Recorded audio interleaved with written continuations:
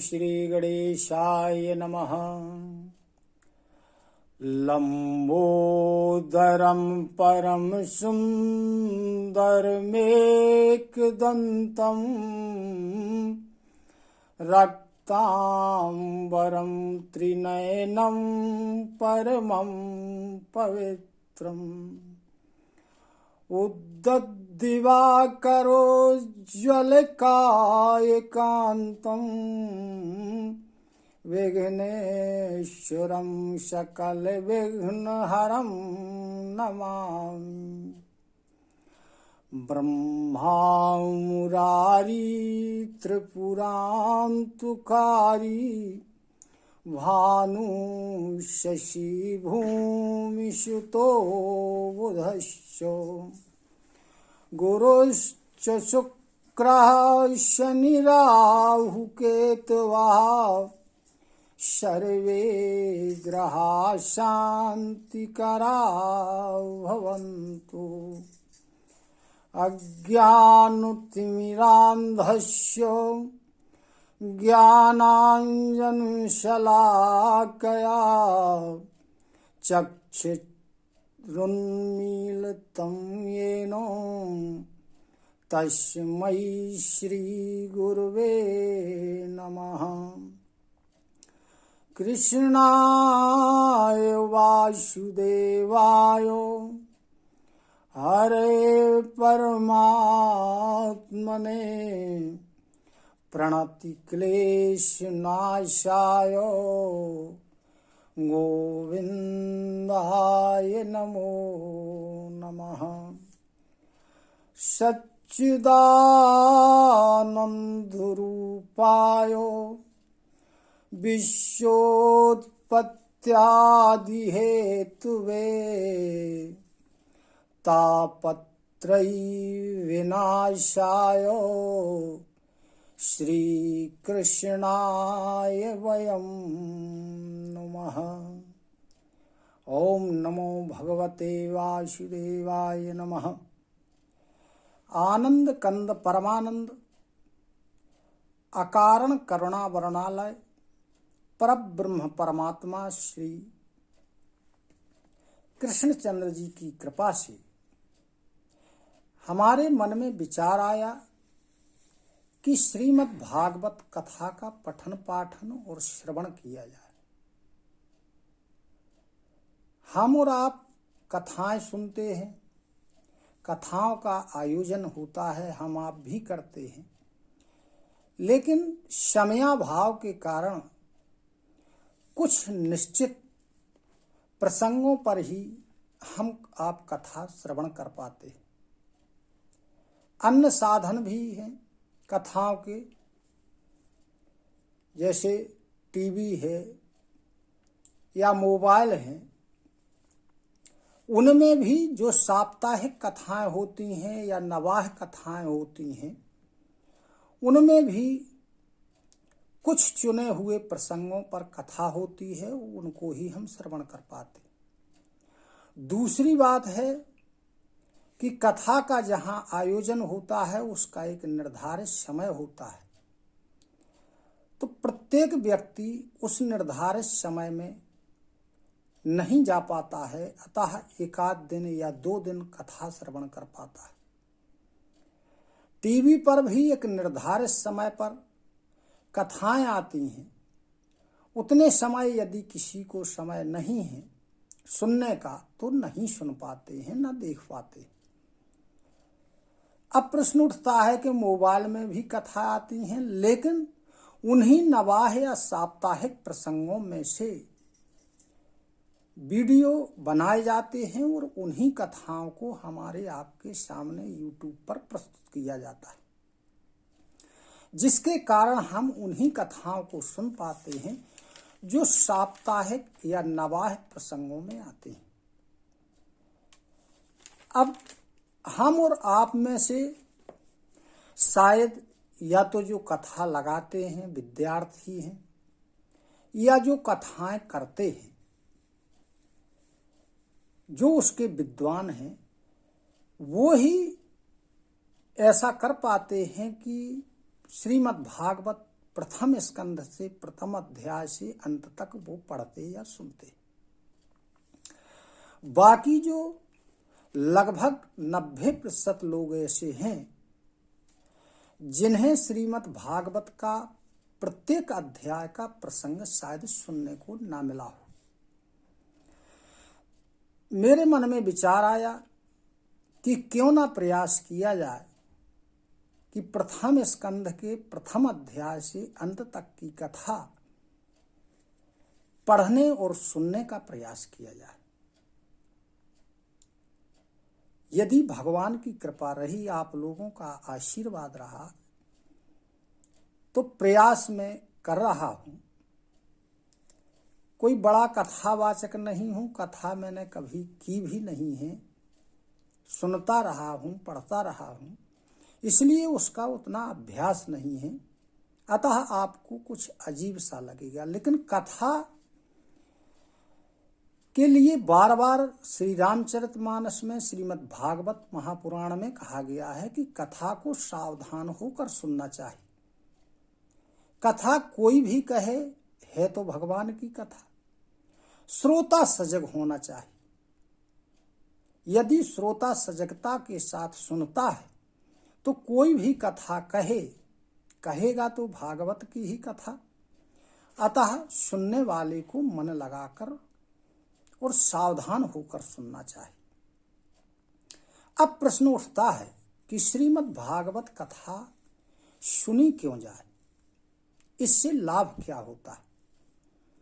तो श्रीमद् भागवत कथा के संबंध में भगवान श्री कृष्ण ने स्वयं व्यास जी से कहा। व्यास जी ने यही प्रश्न भगवान से किया कि हे प्रभु, आप संतुष्ट कैसे होते।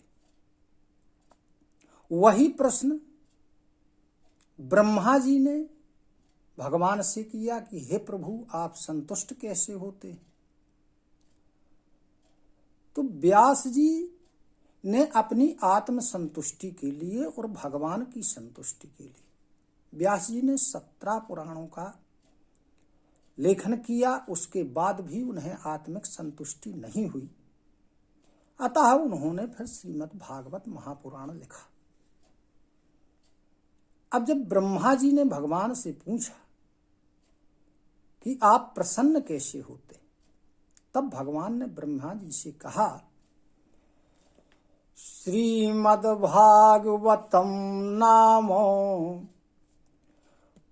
पुराणम लोक विस्तृतम शृणुयात् श्रद्धया युक्तो मम संतोष कारणम। भगवान ब्रह्मा जी से कहते हैं कि हे पुत्र, श्रीमद् भागवत महापुराण जिसका नाम सारे लोकों में विख्यात है, यदि कोई मनुष्य श्रद्धा और भक्ति के अनुसार उसका श्रवण करता है तो वह मेरे संतोष का कारण है। नित्यं भागवतं यस्तु पुराणं पठते नरः प्रत्यक्षरं भवेत् तस्य कपिलादानजं फलम। भगवान ने कहा कि जो व्यक्ति प्रत्येक दिन नियम पूर्वक इस पुराण को या तो पढ़ता है या सुनता है, तो इसके एक एक अक्षर के द्वारा उसे कपिला गो के दान का फल प्राप्त होता है, एक एक अक्षर से।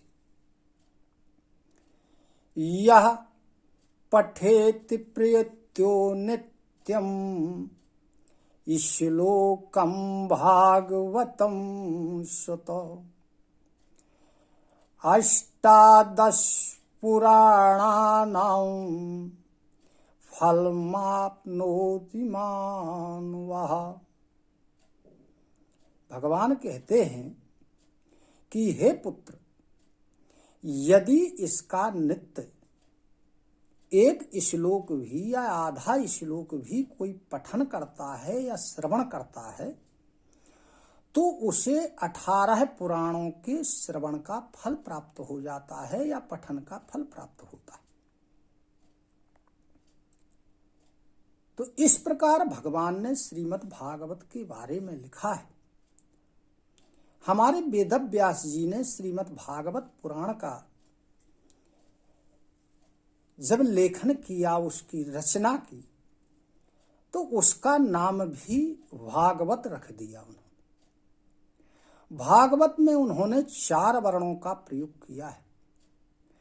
पहला वर्ण है भा, और दूसरा वर्ण है गा, और तीसरा वर्ण है वा, और चौथा वर्ण है ता। भा से उन्होंने भक्ति की ओर इशारा किया। भक्ति का शब्द का एक अक्षर उन्होंने या वर्ण उन्होंने भा ले लिया। फिर गालिया ज्ञान से, वालिया वैराग्य से, और तालिया त्याग से। इस प्रकार श्रीमद् भागवत की कथा पढ़ने से और सुनने से 4 चीजें प्राप्त होती हैं। पहला भक्ति। जब व्यक्ति के अंदर भक्ति का प्रादुर्भाव हो जाता है तो उसको ज्ञान पैदा हो जाता है। ज्ञान का अर्थ होता है जानना। हम आप कभी कभी ये नहीं समझ पाते हैं कि हमें करना क्या है, हम हैं कौन, किस लिए इस पृथ्वी लोक में मनुष्य की योनि हमें प्राप्त हुई है। तो भक्ति के द्वारा ज्ञान पैदा होता है, और जब ज्ञान पैदा होता है तो उससे व्यक्ति के अंदर वैराग्य की अनुभूति होती है, उसका अंकुर पैदा होता है।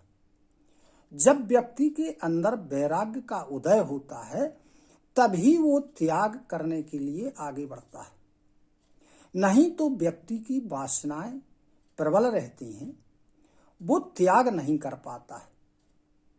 इस प्रकार श्रीमद् भागवत की जो कथा है, इसके पढ़ने से, इसके सुनने से भक्ति, ज्ञान, वैराग्य हमें प्राप्त होता है। श्रीमद् भागवत जी के महात्म्य में सर्वप्रथम दिया गया है एक कथा का सार गोकर्ण और धुंधकारी का। तो इसके द्वारा मोक्ष भी प्राप्त होता है। मनुष्य प्रेत योनि में यदि है तो उसका मोक्ष हो जाता है।